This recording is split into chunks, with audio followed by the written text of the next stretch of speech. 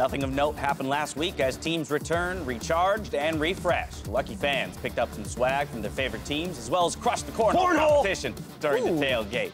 We'll see which teams can do the same with our matches today. Darshan rallied his crew for their battle today against Huni and Echo Fox, who hope to come back hard after a less than stellar performance at Rift Rivals. Hello and welcome everyone to the NA LCS Countdown, where for 30 minutes we reflect on North America at Rift Rivals and look at how the league is shaping up until the timer reaches 0 and we jump into Champion Select. Also, Freak's here. Hey, yay! Buddy. How you doing? We've upped the average ELO of the analyst desk. By a lot. Yeah. I don't know if we want to admit that. Thanks, Mark. Come on. Unranked in ELO hell, doing all right. Okay. All right, okay. Well, last week, Los Angeles hosted Rift Rivals, and unfortunately, the hometown teams came up short. Regional pride wasn't the only thing at stake in last week's tournament, though. Jobs were on the line. Huni, please, I've been talking a lot of smack to the EU PAs. My job is sort of on the line. If you don't pull this off, then there's going to be no more Joel NA PA. So just please, please, please. And with that, promises must be kept. Joel was fired. Man, it's sad. He had all his stuff. Yeah, he had that much stuff here. Yeah, he's been here a long time. Yeah, he has been here a long time. Build up quite an accoutrement. He was with us back in 2013. But here's the deal, right? A show can't operate without production assistance. So let me welcome our new hire from EU, Joel. Bonjour. Bonjour. Yeah. Bonjour. Glad we found that replacement so quickly. Yeah, it was a lucky find. I couldn't quite understand what he was saying. It's such a thick accent. Right, yeah. Well, we're glad to have him here. And wow, it's fun to make fun of ourselves after Rift Rivals. The results from last week highlighted some concerns around the North American squads. I want to dive into some of those now. First up, starting with you, Mark. Yeah, the one that stood out to me the most was the problems that TL seems to have with consistency, because this is supposed to be the great North American hope, it kind of feels like. They went off, they clearly were the best team after summer finals, they go to MSI, they come back, and they're still, despite being tied with some teams in record, still look like the best North American team. And it feels like every time these guys are expected to go out and perform and there's some pressure on them, they come up short. You look at how Rift Rivals started, that 0-5 start, they were completely falling apart, and then once all the pressure was off them, they start picking up some wins, they start playing well, and then by some miraculous way, turn of events, they have a tiebreaker to get out and make it out of groups, and they choke. And then here at Rift Rivals, they had this whole great start to the day, they were beating teams and stuff like that, and then as soon as it mattered, the final day, to win the event, they go out and lose to Splice, who hadn't beat anyone yet. And as a North American fan, as a Team Liquid fan, I see this kind of pattern emerging that when the pressure is on them, they fail to execute. Yeah, and it's interesting because it's always got to be a sum of the parts, right? It's the 5 players on stage who are making good plays or bad plays, and for whatever reason, you can have those really good games, like you beat RNG and whatever, and you do some really good things at places like MSI, and you have ones where you lose to Albus Nox, or you lose to Vietnam, or you lose to Fnatic, which is probably even more embarrassing, or you drop to Splice, which is the worst of it all. And it's you've got to keep yourself from getting to the very bottom edge of the bell curve where you're playing at your bottom 5%. Right. I don't know what it's going to take. If I had a magic wand that could fix it, I would make double, if not choke, international competitions anymore. But that's kind of happening. And double specifically is actually doing pretty well. I thought he was pretty strong through MSI and pretty strong through Rift Rivals, but Ole benched himself. Ole ate a minion when double was getting comboed out by a Morgana.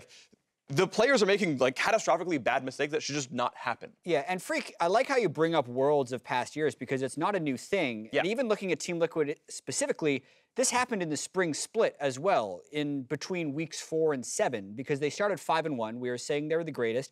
Then they fell to 5th or 6th and surged to 4th at the end of the regular season. Yeah. So it is still clearly a team that doesn't have a way of staying consistent. So that's a persistent problem for not only North American teams, but specifically for Team Liquid. So what do you blame? When you look at inconsistency in a team and the way they perform, where does the blame get placed? I know you said if you knew what the solution was, you'd wave your magic wand, but... I mean, I think it's so some mix, I think, is the mentality of players, being focused on the day, right? you don't randomly lose all of your lanes to Splice for no reason, right? Something had to have changed, and maybe the coach screwed up and you didn't champ select right, or you didn't eat well that day or sleep well that night. Like maybe there's like purely physical things that just happened where you just did not take it as seriously as you should have. Or some of it's maybe just actually honing in on a play style and saying, hey, you know what? We're going to condense the champion pool. We're going to play, you know, these 7 champs per role. We're going to get very good at our comps. And then we're going to have that trough of like, oops, we played dumb stuff for 3 weeks. You'll actually have a strat that you can kind of react to. Yeah, especially with the Rift Rivals one, it didn't feel like that because that was pretty much comfort across the board with what they got, the Sejuani, the Aurelia, the Lucian. And I think in this instance, that wasn't the case. Right, yeah. It definitely just feels like they have a bit of a mental block in some way where when the pressure's on them, they psych themselves up because, like, we're North America. We sometimes end up the butt as everyone's jokes, and we don't want to be that this time. So let's really go out there and kick some butt. And then you put this pressure on your back and you start playing reserved, or you're in your own head thinking about other things than just how to play the game out. Now, moving on, Jet, I know you had some thoughts around the way that teams were entering into the international competition. So we also have to keep in mind at this Rift Rivals, even though we were sending 3 teams that were 4-2 in the spring split and the top 3 finishers from spring, were we really? Because Echo Fox played a roster with Demonte and Alltech in one of their games that they had never put on the Rift before. And then 100 Thieves walked in with Brandini and Levi, who also had never played with 100 Thieves before. So 2 of the teams that we sent to Rift Rivals were essentially demoing some of these new rosters. And this is something that is happening across the LCS. We just saw it more prominently at Rift Rivals. With franchising and with academy teams, I think the pool of players to pull from has gone from 60 to 100. Because instead of 1 sub, you now have 5. And teams are willing to pull the trigger on these things because they see they're not in first place, they want to be in first place, so you may as well make changes. But what's happening a lot of the time is the synergy is lost as they're bringing these guys up. So in the short term, I think it's making weaker teams, and specifically at Rift Rivals, we sent 2 rosters that were completely untested and lacked synergy.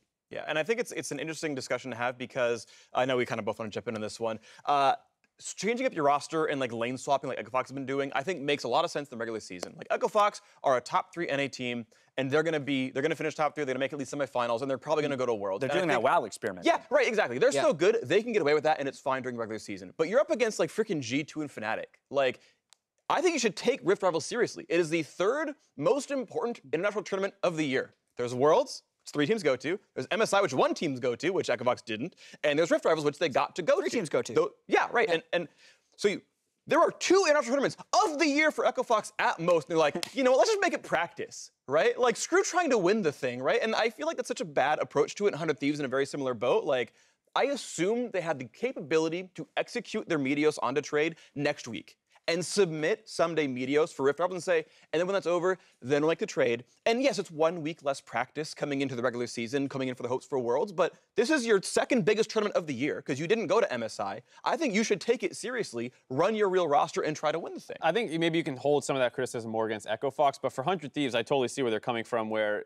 you know, as much as it's not like we don't care about Rift Rivals, it's just, do I want to be executing a trade in the middle of a week where I have to go from playing a game to playing a game in, you know, effectively 5 or 6 days and moving a guy into your team house, all this stuff. And I can understand them saying the optimal time to execute this trade is with the extra break that we're getting with Rift Rivals. And they go out and they also, it's still not a complete waste because you are getting more data on Levi and Brandini. Yes, it is at a very important international tournament, but I understand for this team where if you are going to be very disruptive, this is one time to do it. Whereas Echo Fox, they didn't have to deal with any other disruption. I mean, I think they want to give Demonte international experience. Like, hey, is Demonte worth bringing to Worlds? Like, and like, I understand the idea of, hey, this is a great time to test people, but like the difference is 6 days of practice and deciding whether or not you think the 2nd biggest tournament your team's going to play this year is valuable.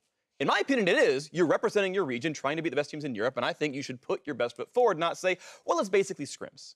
And that's a difference of opinion that I think it is reasonable to be on the other side of that one, but that's where I stand. And that's where you're kind of balancing the right choice for the team and the right choice for the team as a representative of the region. Well, what are you valuing, your summer split win-loss or your Rift Rivals win-loss? Exactly. Because ultimately, I want to get to Worlds. Yeah, and also there's a chance that Echo Fox thought that was their best foot forward. They thought Monte and Phoenix is actually the roster we're hoping to run in week 4, and it just didn't work. Yeah.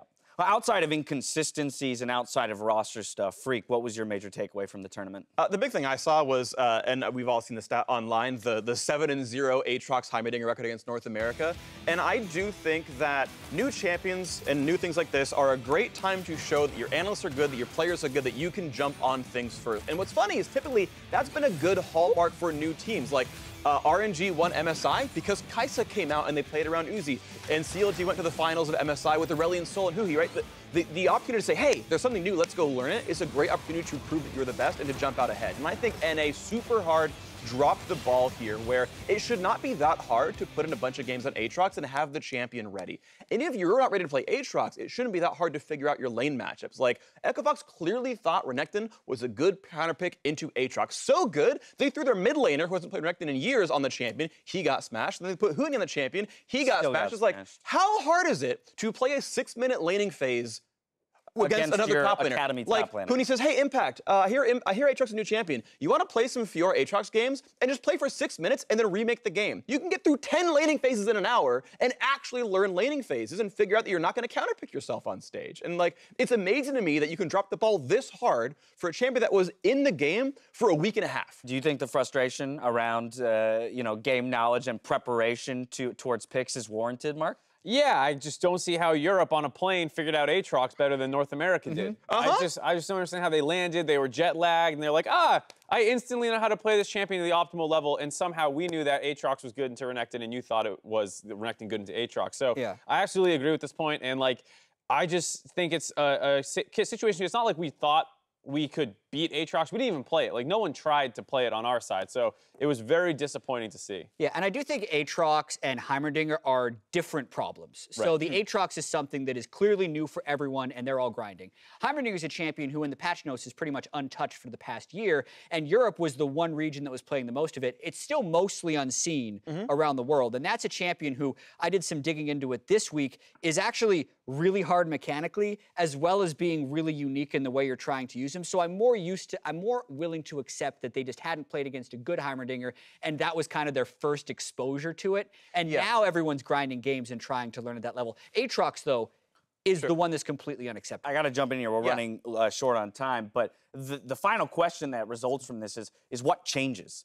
What effective change comes into the NA LCS as a result of these frustrations? Because last year, EU was the one, losing to NA. We saw them make a number of changes moving towards Worlds, and yet again, they outperformed us on the World stage. So from NA, what's the impetus? What should happen? So I think early on, they're already trying to adopt the new picks. I think they need to be much more willing to play champions from other regions that they're not necessarily practiced on earlier. So Pyke, Heimerdinger, and Aatrox are all huge for them. And I think probably by week 6, they should drastically reduce the number of people they're subbing, because as soon as you hit playoffs or Worlds, you're going to a 6-man roster anyway. So locking that down is really important. The experimentation thing is a big concern for me, just because even week 1 of this split, when we didn't have a single funnel game in our first week and it was being played all around the world, and we were one of the only major regions that didn't even try it, that's really disappointing to me. And Aatrox is the same symptom that comes up all the time. People just don't want to branch out and learn new things. If a champ gets released by Riot and it's not strong, it's gonna get buffed. So just put in the games as soon as it comes out, take your negative 100 LP and learn the champ. Final thoughts here on this? I mean, learning consistency is going to be hard, so I don't know what that fix is, but hey, keep trying to do your research, try to figure it out. I mean, this is something that sports have been trying to do for decades, of course, but yeah, I mean, again, be willing to experiment. Agree with Mark on this one. All right, well, we're 16 minutes away from watching the first of the Rift Rivals teams hit the Rift. We'll see what, if anything, they have changed coming into today. Now, League's newest addition to the Darkstar line was designed with the help of Togath fan Brian, who visited Riot last year through our partnership with the Make-A-Wish Foundation. Brian's wish of making a kick-ass skin for his favorite champ wouldn't have been possible without the support of great non-for-profit organizations like Make-A-Wish. So Riot partnered with Global Giving to donate 100% of revenue from Darkstar Cho'Gath to over 20 regional nonprofits around the world. Darkstar Cho is only available, though, until August 10th, so pick up yours now to support a nonprofit in your region. For more information on the fundraising around the skin and the charities being supported, check out the article over at leagueoflegends.com. We're going to take a breather. When we return, we look at today's first match and hear from Echofox's new head coach. That and more when we return.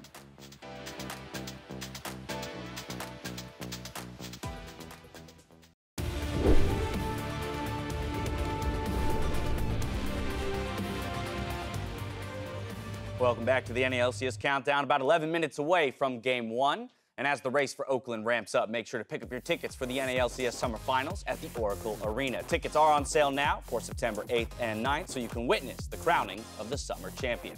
With that, though, let's take a look at our schedule. It's presented by Jersey Mike's Subs. The day kicks off with Counterlogic Gaming, hoping to take down a wounded Echo Fox in Game 1, followed by a battle amongst first-place teams in 100 Thieves versus TSM, with 3 more matchups before we call it a day. Later today, though, Riot Games 2 will be hosting a stream from the NA LCS Lounge, where Kobe will be joined by Huni and Demonte for Game 3, Clutch Gaming versus Golden Guardians. If you're looking for a sub above during our games today, order a Jersey Mike's sub at jerseymikes.com with the promo code JMNALCS to earn in-game content, plus a chance to win a VIP trip to the Summer Final. Let's get a reminder, though, of where the team or the entire league ranks as we pull up the standings. We see that kerfuffle at the top of 100 Thieves, Echo Fox, TSM, and Team Liquid, with a smattering at 5th, just 1 game away from them at 3 and 3. Good word choice. I like it, right? Okay, now ahead of his matchup today, new head coach ThinkCard wants to assure Echo Fox fans this is still the team they know and love. So the change in head coach is just something that we think is going to not impact that much, just because me and Nick have built such like a good culture around it. So no matter who's on stage, it's always going to be a successful team. We just have to make sure that this change doesn't impact the players in any way, and just where it's still going to be Echo Fox. So we're still Echo Fox. Our Rift Rivals, I think it really showed that we have some like champ pool issues. So we really spent the last week and a half focusing on like playing more champions and making sure that we can always have a really strong draft, so that we're not like pigeonholed by not being able to play against or not being able to play certain champions. And I actually want to back up what he said at the beginning there, which is that he doesn't think the team is going to be all that different. I've come by to the team rooms a couple of times, and anytime I've gone by the Echo Fox room, it's both those two there, at least up until today, obviously, as he's stepped down. But it's been both those two there. So I definitely think like ThinkCard's been there with the team. He knows his players, and it shouldn't be a very big problem for them transitioning. And recognizing some changes that need to be made following their performance at Rift Rivals. Sure. Now, turning our attention towards that first matchup of the day, Echo Fox are fielding a part of that North American squad that came up short at Rift Rivals. Yeah, and they are definitely, like you heard, they're searching for what they need to do to work on things. Inero stepping down, they want to learn more champions. They spent the last week working on all that, and so there's a lot of things that this team is doing to try and make up that lost ground, but I think it's still worth saying that we were saying at the top of the day that they're still a good team in North America regardless. Yeah, and I find it interesting, too, because before Rift Rivals, this was the team that did everything, and you never knew what they were going to throw out. Yet at Rift Rivals, they were the team that were pigeonholed into certain matchups and not knowing what they're doing. So it's good that they found those holes, but now it's a matter of, can you actually plug those holes with the players and coaching you have available? Right, and we're specifically looking at a matchup against CLG. This is a team that, throughout their history in the North American LCS, has kind of always been pitted as a more consistent team, at least in terms of the way they play a measured game, less hectic, chaotic, than a team like Echo Fox. And it's really interesting because Darshan actually has a pretty good record against Huni, all things considered. 7-8, just shy of 50%, which doesn't sound that crazy, but when you consider that Huni is typically an 80% win rate player in North America or EU, that's actually a great win rate against Huni. And Darshan and all of CLG are a good matchup against them. Yeah, and I think specifically why they're a good matchup is Echo Fox is that incredibly volatile team, especially in the early game, who's always looking for a fight. And CLG has consistently been very good in the first 10 to 15 minutes of the game. Their first blood percentage is always near the top of the league. So once they have that small lead, if Echo Fox then throws themselves at CLG, they have a higher win rate. And what's funny is almost any team that Huni is on takes on the personality of a Huni team in North America. So they're going to throw themselves at the opponent team, and if they're behind when it happens, their chance of victory goes down a little. Well, and Freak, if we continue talking about the Darshan Huni matchup, Huni was one of the major underperformers at Rift Rivals, Dardoch being the one who was kind of charged with picking up some of the slack throughout all of that. Yeah, and you can see right here, Dardoch had a much better Rift Rivals. He was one of the ones bringing out Kindred, but I just noticed a bunch of Kindred games in EU this week as well. I mean, he's absolutely been amazing here, Dardoch. Huni, I think, does need to play with some level of respect, especially if they're in a funnel game where Dardoch is not ganking his lane anymore, not warding his lane anymore.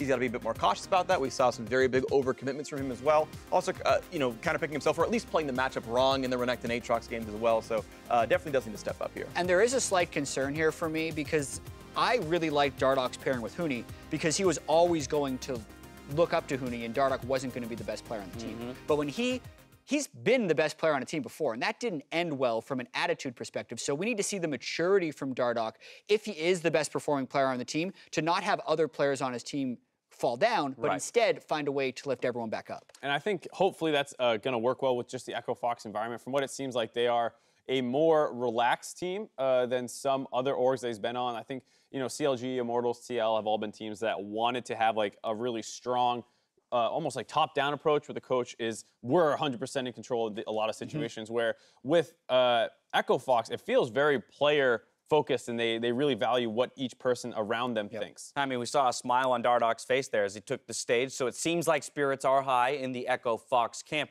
Flip side, CLG, this is a team that we haven't seen now for 2 weeks, so again, there could be a lot of speculation about what's happening behind closed doors. If they saw weaknesses exposed in Echo Fox at Rift Rivals, how could they choose to maybe orient their practices to specifically target those holes? Yeah, so talking about CLG and what it would take for them, I think, to beat Echo Fox here, the win condition I have for them basically is to find somewhere to counterpick. They are, I believe, red side in this game, which is good. You can save a lane for last. I want to see them counterpick Darshan in against Huni. We already saw the 7-8 win rate individually. CLG is statistically the #1 early game team in NA LCS. They're above Cloud9 in that stat. Echo Fox is number 9. Out of 10. This is a gigantic early game mismatch, and CLG have had some problems closing out games. The #1 early game team is only 3-3, but you finally in a counterpick, you have Huhigo roam over there on his Aurelion Soul or whatever wave clear champion he wants to be on to get up there, and you smash that lane open, you get first hurt, you get that lead, and then you use that advantage, that leverage that you're going to get from Darshan versus Huni, I'm assuming, or maybe bot lane, but I'm assuming it's top lane. You get your 20-minute Baron, and you close the game out. This is still a very, very fast meta game. Baron's easy to kill, turrets are pretty easy to crack down, and you just... You put your practice around making your 8 to 20 minutes actually work. That's where CLG drops the ball. But the first 8, I think you're going to have via style, and you've learned 8 through 20. And I like that idea, but I also know that CLG has had problems being too inflexible with their pregame plan before. Like, they'll get a lead top lane, but they'll send 7 people up there.